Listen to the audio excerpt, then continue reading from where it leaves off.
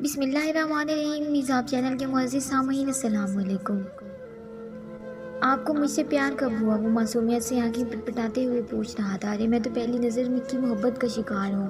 کیسے بتاؤں تمہیں، میں نے تو تم سے دوستی بھی اسی لیے کی تھی کہ تمہیں پٹا سکوں۔ وہ بڑے آرام سکون سے اس کے سامنے بیٹھی اپنے دل کا حال سنا رہی تھی۔ یار اب تم بھی اظہار محبت کر ہی ڈالو۔ وہ اس کا ننھا سا ہاتھ اپنے ہاتھ میں لیے زمین پر بیٹھی دوسرے ہاتھ سے اسے چاکلیٹ دے رہی تھی، جسے تھامنے میں وہ بہت کنجوسی سے کام لے رہا تھا۔ ریان بالکل بھی ہاں نہیں کرنا رہی، یہ رشتے میں تمہاری مامی لگتی ہے، کیا تم اپنی مامی سے شادی کرو گی؟ یارم نے کمرے میں قدم رکھتے شرارت سے کہا۔ چاکلیٹ کی طرف ہاتھ لے جاتا ریان فوراً رک کر اسے گھورنے لگا تھا۔ ارے ہم شادی نہیں کریں گے، صرف ایک دوسرے کو ڈیٹ کریں گے، اور ہر ڈیٹ میں میں تمہارے لیے بہت ساری چاکلیٹ لایا کروں گی۔ اس سے پہلے کہ ریان کچھ بولتا پری نے اسے بڑی پیاری سی آفر دے ڈالی تھی، جو یقیناً ریان کو بے حد پسند آئی تھی۔ بابا ہم صرف ڈیٹ پر جائیں گے، اس نے یارم کو مخاطب کرتے ہوئے کہا۔ ہاں تو ڈیٹ پر صرف کھجور ہی ملے گی، چاکلیٹ نہیں۔ یارم نے اپنی ہنسی دباتے ہوئے ریان کے ساتھ جگہ بنائی، جبکہ روبی ان کی نوک جھوک انجوائے کرتی یارم کے پاس ہی آ کر بیٹھ گئی تھی۔ کوئی بات نہیں ریان، چاکلیٹ اور کھجور ایک ہی کلر کی ہوتی ہے اور دونوں کا ٹیسٹ بھی بالکل ایک ہوتا ہے۔ میں اپنی ڈیٹ پر چاکلیٹ کے ساتھ ساتھ کھجور بھی رکھ لوں گی، تم بس ایک بار ہاں تو کرو۔ وہ اس کا ہاتھ بے حد نرمی سے چومتے ہوئے بولی تو ریان کسی چھوئی موئی ہیروئن کی طرح اپنا ہاتھ چھڑا کر شرما گیا تھا۔ ریان جانو سائیں کے ساتھ بے وفائی، اور کہاں گئی وہ نرس جس پر تم فدا تھے؟ یارم بے حد شرارت سے بولا، جس پر پری نے بے یقینی سے ریان کی جانب دیکھا تھا۔ مطلب مجھ سے پہلے ہی تمہاری گرل فرینڈ ہے؟ تم میرے ساتھ ایسا کیسے کر سکتے ہو؟ ابھی تو اظہار محبت بھی نہیں ہوا اور تم پہلے ہی افیئر چلا کر بیٹھے ہو۔ پری کو دکھ ہوا تھا۔ وہ صرف میری دوست ہے، وہ صفائی دیتے ہوئے بولا تو یارم کا بے اختیار قہقہ بلند ہوا تھا۔ اسے پتا تھا اس کا بیٹا ٹھڑکی ہے، لیکن اس قدر تیسری گرل فرینڈ کے لیے وہ پہلی دونوں گرل فرینڈ کا پتہ کاٹ گیا تھا۔ ریان یہ رشتے میں تمہاری مامی لگتی ہیں، یارم نے پھر سے اسے یاد دلایا تھا۔ ارے آپ اپنے منہ بولے رشتوں کے لیے میرا اور ریان کا رشتہ کیوں خراب کر رہے ہیں؟ وہ بیچ میں یارم کو ٹوکتے ہوئے بولی۔ یہ کوئی منہ بولا رشتہ نہیں ہے، بلکہ ایک اصل اور سچا رشتہ ہے۔ آپ کے شوہر میرے بھائی لگتے ہیں۔ روح نے ان کی باتوں میں حصہ لیا تو وہ حیرانگی سے اسے دیکھنے لگی تھی۔ دکش نے تو کبھی ذکر نہیں کیا، وہ مستی چھوڑ کر بالکل سیریس انداز میں بولی تھی۔ ہم ایک دوسرے کے پاس دوسرے سے، وہ مجھ سے خفا رہتے ہیں، وہ مجھ سے خفا رہتے ہیں، ہم ہمیشہ سے ایک دوسرے سے الگ اور دور رہے ہیں، لیکن وقت ہمیں ایک دوسرے کے پاس لے آیا ہے۔ انشاءاللہ اب ہم دور نہیں ہوں گے، روح نے یقین سے کہا تو پری بھی ساختہ آمین کہہ اٹھی تھی۔ آمین سم آمین، اس کا مطلب ہے کہ میرا بوائے فرینڈ ہمیشہ میرے ساتھ رہے گا۔ اس کے انداز میں ایک بار پھر سے شرارت ابھر آئی۔ وہ سچ مچ میں ایک زندہ دل اور بہت شرارتی لڑکی تھی۔ یہ بیماری اگر اسے نہ ہوتی تو وہ ایک بے حد خوبصورت زندگی گزار رہی ہوتی۔ اپنے بھائی کے لیے یہ پیاری سی لڑکی اسے بے حد پسند آئی تھی۔ ہاں بالکل، تم میرے بیٹے کے ساتھ رہ سکتی ہو، لیکن میرے بھائی کو بالکل دھوکہ نہیں دے سکتی، لیکن میرے بھائی کو بالکل دھوکہ نہیں دے سکتی۔ اس کے انداز سے لگتا ہے کہ وہ تم سے کتنا پیار کرتا ہے۔ اس نے مسکرا کر اس کے گال کو چھوا تو وہ بے اختیار نظر جھکا گئی تھی۔ ان کا تو مجھے نہیں پتا کہ وہ مجھ سے کتنا پیار کرتے ہیں، کتنا نہیں، لیکن میں رومی کو بہت پیار کرتی ہوں اور میں اسے شادی کرنا چاہتی ہوں۔ آپ دونوں مل کر میرا یہ کام کروا دیں، مجھے کسی بابا کے پاس لے چلیں جو تعویذ وغیرہ دیتے ہوں۔ میں اپنے شوہر کی یادداشت بلا کر ریان کو بڑا کر دوں گی اور پھر اس کے ساتھ بھاگ جاؤں گی، وہاں ہم دونوں شادی کر لیں گے۔ اور بس کر دو لڑکی، حقیقت کی دنیا میں لوٹ آؤ۔ میرا بھائی بھی کسی شہزادے سے کم نہیں ہے۔ روح نے فوراً اس کی سائیڈ لی تھی۔ انہیں شہزادہ نہیں کچھ اور کہا جاتا ہے۔ رومی بتاؤ ذرا اپنی ماما کو کہ ہم نے دکش کا کیا نام رکھا ہے؟ وہ بہت پیار سے ریان کو دیکھتے ہوئے پوچھنے لگی تھی۔ کھڑوس دیو، وہ منہ بناتے ہوئے بتانے لگا۔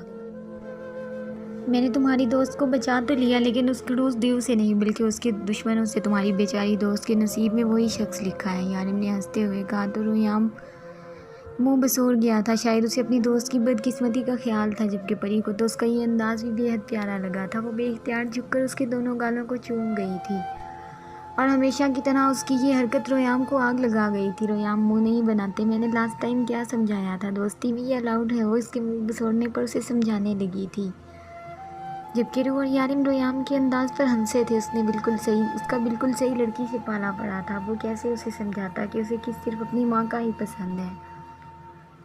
وہ لوگ اسے واپس گھر لے آئے تھے، فی الحال اسے آرام کی ضرورت تھی۔ وہ بہت کمزور ہو چکا تھا، اس کی ہڈیاں پوری طرح سے اس کا ساتھ نہیں دے رہی تھیں۔ اسے اپنے ماں باپ کی بے حد ضرورت تھی۔ یارم کام پر جاتا تھا لیکن بہت کم، اس کا زیادہ وقت اپنے بیٹے کے ساتھ ہی گزرتا۔ وہ مشکل میں تھا لیکن وہ جانتا تھا اب یہ مشکل زیادہ دیر تک نہیں ہے۔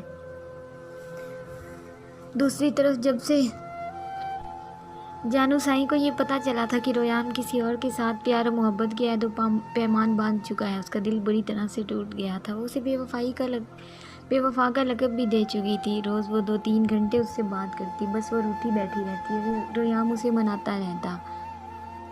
دانو سائیں نے ریان کے سامنے یہ بھی کہہ دیا تھا کہ اب ریان کی اس کی طرف کوئی چانس نہیں ہے، اب وہ اپنی جانو سائیں کو خود بٹھا لے گا، لیکن دائم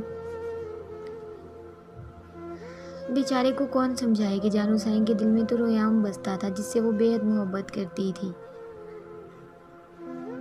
وہ 2-3 گھنٹے ایک دوسرے سے کون سی باتیں کرتے تھے کسی کو سمجھ نہیں آتی تھی، بس سارا دن یارم کے موبائل کی شامت آتی رہتی۔ یہاں وہ جانو سائیں سے کھلم کھلا اپنی محبت کا اظہار کرتا اور وہاں پری یارم کا نمبر لے چکی تھی ریان سے باتیں کرنے کے لیے۔ پہلی بار پری کو دیکھتے ہی ریان کو جانو سائیں کی یاد آئی تھی اور اس نے اسے اسی نام سے بلایا تھا، لیکن اب جب اس کی جانو سائیں پری کی وجہ سے اس سے روٹنے لگی تھی تو اسے پری بالکل اچھی نہیں لگتی تھی۔ اور کل فون پر اس نے پری کو کہہ دیا تھا کہ تم اپنے خڑوس دیو کے ساتھ رہو، مجھے میری جانو سائیں بہت پیاری ہیں، جو اس کی محبت ہی نہیں بلکہ اس کا فرسٹ لو کرش بھی ہے۔ اس کو پتہ تو نہیں تھا فرسٹ لو کرش کیا ہوتا ہے، لیکن یارم کے کہنے پر وہ بول گیا تھا۔ ان کی باتوں پر پری کا معصوم سا دل ٹوٹ گیا تھا اور اس کے جھوٹ موٹ کے رونے پر ریان نے اس پر ترس کھاتے ہوئے اسے چھوٹا سا آئی لو یو بول ہی ڈالا۔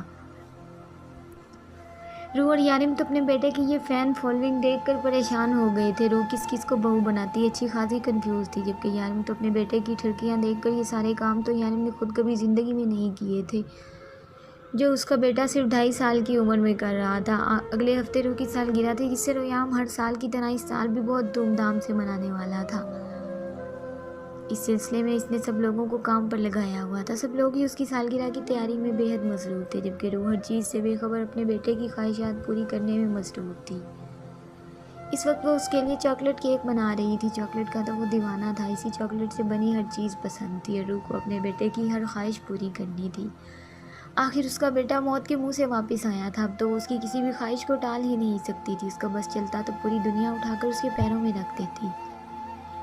ماں تھی، اللہ نے جتنا بس میں دیا تھا وہ کر رہی تھی۔ وہ کاؤنٹر پر بڑے مزے سے کھڑا چاکلیٹ کا پیس اپنے منہ میں ڈالے شونو سے باتیں کرنے میں مگن تھا، جبکہ روح اس کے لیے کیک بنا رہی تھی۔ دھیان اسی کی جانب تھا، اس کی باتوں پر مسکراتے ہوئے وہ اپنے کام میں مصروف تھی۔ جب آہستہ سے یارم نے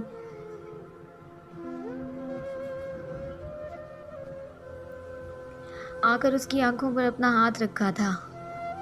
خاموش رہو، ابھی تمہارا باڈی گارڈ سن لے گا اور پھر اس کا سوال ہوگا، بابا آپ میری مما کے پیچھے کھڑے کیا کر رہے ہیں؟ وہ ریان کی نقل اتارتے ہوئے اسے بتانے لگا تھا۔ پیچھے کھڑے کیا کر رہے ہیں؟ جائیں کمرے میں فریش ہو کر آئیں۔ اس کے انداز پر مسکراتے ہوئے روح بھی بے حد مدھم آواز میں بولی تھی، یار پیار تو کرنے دو تمہارے باڈی گارڈ کا، بس چلے تو مجھے تمہارے قریب نہ بھٹکنے دے۔ لیکن اس بار ریان کی نظر اس پر پڑ ہی گئی جو پتہ نہیں کس بات کو لے کر روح سے سوال کرنے لگا تھا۔ آپ میری ماما کے پاس کیا کر رہے ہو؟ اس کا سوال بالکل یارم کی سوچ کے مطابق تھا۔ بس تیری ماں نہیں ہے، میری بیوی بھی ہے، یارم فوراً جواب دیتا روح کی طرف متوجہ ہوا۔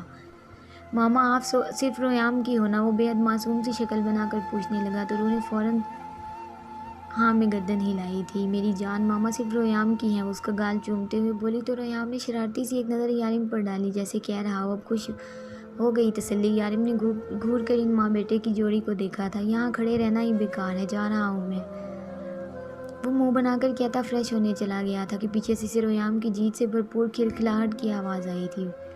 وہ بے اختیار مسکرایا۔ اس کا ننھا شہزادہ اسے ہرا کر خوش ہوتا تھا جب اس کی ماں اپنی بھرپور محبت کا اظہار صرف اس کے لیے کرتی۔ شام کے وقت ساری بچہ پارٹی یارم کے گھر پر موجود تھی۔ روح ان سب کے لیے سینڈوچ بنا رہی تھی جبکہ وہ 5-6 جوڑے پتہ نہیں کون سی باتوں میں مصروف تھے۔ بس اتنا پتہ تھا کہ اندر ہی اندر کوئی پلاننگ چل رہی ہے جس میں روح کو شامل نہیں کیا جا رہا تھا، لیکن روح کو ان سب چیزوں سے فرق نہیں پڑتا تھا۔ وہ تو بچوں کی پسند کی چیزیں بنا کر باہر لان میں لے آئی جہاں وہ سارے کھیل میں مصروف تھے۔ لیلا عنایت اور مہر کو واپس لے آئی تھی اور وہ انہی کے ساتھ رہتی۔ لیلا بہت خوش تھی جبکہ معصومہ کی دوسری بار پریگننٹ ہونے پر ان کی خوشیوں میں مزید اضافہ ہو گیا تھا۔ مشارف نے کہا تھا کہ اس بار اسے بہن چاہیے اور ایسا ہی کچھ معصومہ اور شارف کی بھی خواہش تھی۔ باقی اب اللہ کو جیسا منظور۔ جبکہ ریام کو جب سے پتہ چلا تھا کہ بہن بھائی گال پر کس کرتے ہیں، اسے بہن بھائی بالکل اچھے نہیں لگتے تھے۔ وہ تو پہلے بھی عنایت مہر اور مشارف سے اچھا خاصا تنگ تھا، اسے کہ صرف اپنی ماں کا ہی پسند تھا۔ اسے تو اپنے باپ کی چبھتی ہوئی داڑھی مونچھ پسند نہیں تھی، بہن بھائی کی کہاں سے پسند آتی، اس لیے اسے بہن بھائی کی ہرگز کوئی ضرورت نہیں تھی۔ اور یارم کے لیے بھی اب ریام ہی کافی تھا۔ وہ اسی کے ننھے وجود پر اپنی ساری خوشیاں خواہشات لٹاتے۔ ایک ہفتہ بے حد تیزی سے گزرا۔ وہ گہری نیند میں سو رہی تھی جبکہ ریام اس کی باہوں میں گہری نیند میں تھا۔ یارم کا وجود اسے بیڈ پر بالکل برداشت نہیں تھا، اسی لیے یارم صوفے پر سو رہا تھا۔ 12 بجتے ہی یارم نے آہستہ سے اپنی چادر خود سے ہٹاتے بیڈ کی جانب قدم بڑھائے۔ بے حد نرمی سے اس نے روح کے کندھے پر ہاتھ رکھتے ہوئے اسے سالگرہ کی مبارک دی تھی۔ وہ اسے ایک ہاتھ کے اشارے سے اٹھنے کا کہتا دوسرے کمرے میں بلا رہا تھا۔ اس نے مسکرا کر اسے دیکھا۔ اسے تو بالکل بھی یاد نہیں تھا کہ اس کی سالگرہ ہے۔ یقیناً وہ سب اتنے دنوں سے اس چیز کی پلاننگ کر رہے تھے۔ اس نے بے حد نرمی سے ریام کو بیڈ پر سیدھا کیا تھا اور باہر کی جانب آئی جہاں شونو اس کا انتظار کر رہا تھا۔ اس کے گلے میں ایک کارڈ لکھا ہوا تھا جس پر ہیپی برتھ ڈے رو لکھا تھا۔ میرا پیارا بیبی، تھینک یو سو مچ۔ وہ اس کے بال سہلاتی بہت محبت سے بولی تھی، جبکہ شونو ریام کے پاس جا چکا تھا کہ وہ روح کی غیر موجودگی میں اس کا خیال رکھ سکے۔ یعنی اسے گھر کے دوسرے بیڈ روم میں بلا رہا تھا۔ اس نے کمرے میں قدم رکھا تو کمرے کو بے حد خوبصورتی سے سجایا گیا تھا۔ ہر طرف پھول ہی پھول تھے۔ کمرے کے بیچوں بیچ ایک چھوٹی سی ٹیبل تھی۔ اس ٹیبل پر رکھا ہوا کیک جس پر بہت خوبصورتی سے روح یارم لکھا تھا۔ ہیپی برتھ ڈے روح، اللہ تمہیں زندگی کی ہر خوشی دے۔ وہ اس کا ماتھا چومتا اسے اپنی ساتھ لیے بہت محبت سے بولا تھا۔ روح نے آہستہ سے اس کے سینے پر اپنا سر رکھا۔ تھینک یو سو مچ یارم، اس نے مسکرا کر کہا تو یارم نے اس کے دونوں بازو تھامتے اسے خود سے الگ کیا تھا۔ یہ تھینک یو سو مچ کا کیا، میں اچار ڈالوں گا، مجھے نہیں چاہیے، مجھے تو کچھ اور چاہیے۔ کب سدھریں گے آپ یارم، وہ اسے خود سے ذرا دور کرتے ہوئے کہنے لگی۔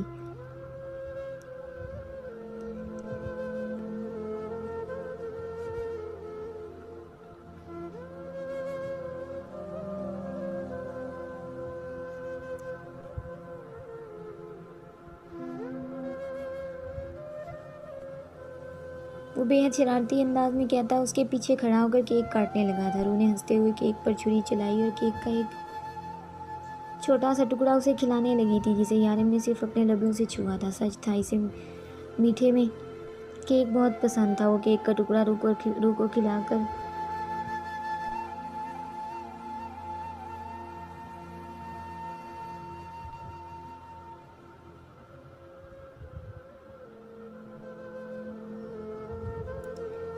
اس سے پوچھنے لگا تھا اگر تمہارا بیٹا یہاں پر ہوتا نا تو پوچھتا میری ماں آپ کے پاس کیا کر رہی ہے۔ اس نے تو بالکل تمہیں اپنا ہی بنا لیا ہے۔ پتہ نہیں کب ہوگا وہ 5 سال کا کہ میں اسے اس کے الگ روم میں رخصت کروں گا۔ بس کریں یارم، کتنا جلیں گے میرے بیٹے سے، اس نے ہنستے ہوئے کہا تو یارم نے اسے گھور کر دیکھا تھا۔ ہاں صرف تمہارا ہی بیٹا ہے نا، میرا تو کچھ لگتا ہی نہیں ہے۔ دوستوں اگر آپ کو ویڈیو پسند آئے تو اسے لائک اور اپنے دوستوں کے ساتھ شیئر لازمی کریں، اور اگر آپ میرے چینل پر نئے ہیں تو چینل کو سبسکرائب کریں اور ساتھ میں لگے گھنٹی کے بٹن کو ضرور دبائیں تاکہ ہر نئی ویڈیو کا نوٹیفیکیشن آپ دوستوں تک سب سے پہلے پہنچ سکے۔ ملتے ہیں نیکسٹ ایپیسوڈ میں، تب تک کے لیے اپنا خیال رکھیں اور دعاؤں میں یاد رکھیں۔ اللہ حافظ۔